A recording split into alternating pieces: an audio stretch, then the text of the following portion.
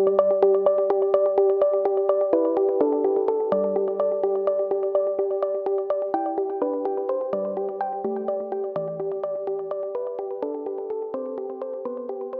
direction infrastructure et gestion de projet de la Société du Parc Jean Drapeau a lancé une campagne de travaux de réfection de la totalité de l'enveloppe du bâtiment. En effet, des audits techniques réalisés par des firmes de professionnels ont conclu que la maçonnerie extérieure de la tour de Lévis présentait des pathologies sévères, telles que des risques de chute de pierres sur le personnel et les visiteurs de la tour.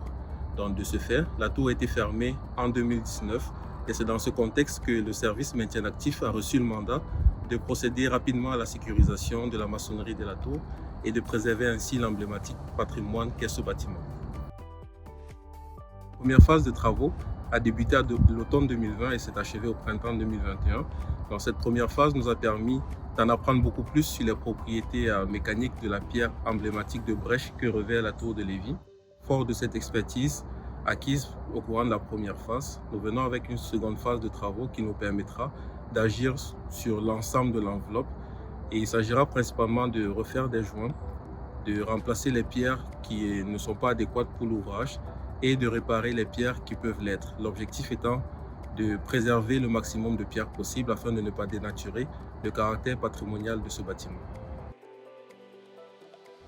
Les défis associés à cette réalisation de travaux sont de plusieurs natures. Les premiers défis concernent l'approvisionnement et le stockage des nouvelles pierres.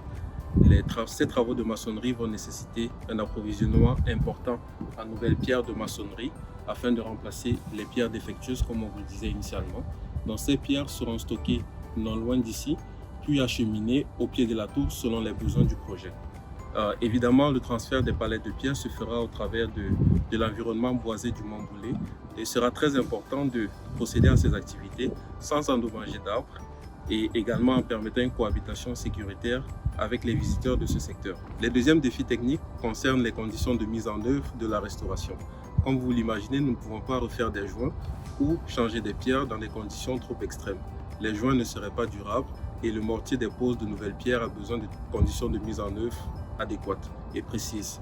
C'est pour cela que pour la portion des travaux qui se fera en conditions hivernales, il y aura un système de bâches et de toiles chauffées qui permettront de recréer ces conditions optimales afin d'avoir une bonne qualité de réalisation des travaux. Pour ce qui est des derniers défis, il s'agit du phasage, du démantèlement des pierres du parement extérieur. En effet, il est très important que la séquence de démantèlement se fasse dans un ordre précis afin de ne pas affaiblir structurellement la tour. En gros, l'entrepreneur, ce qu'il doit faire, c'est démanteler et reconstruire le mur de pierre par section, dans un ordre précis et dans une dimension bien précise. C'est un défi particulier qui rajoute du délai de réalisation, mais qui est nécessaire afin d'assurer une bonne qualité de travail. L'avantage majeur de ces travaux de restauration d'enveloppe sera de redonner à nos visiteurs un secteur sécuritaire et un accès sécuritaire à la tour de Lévis. Pour la suite des choses, comme vous l'aurez remarqué, les deux premières interventions étaient beaucoup centrées sur l'enveloppe.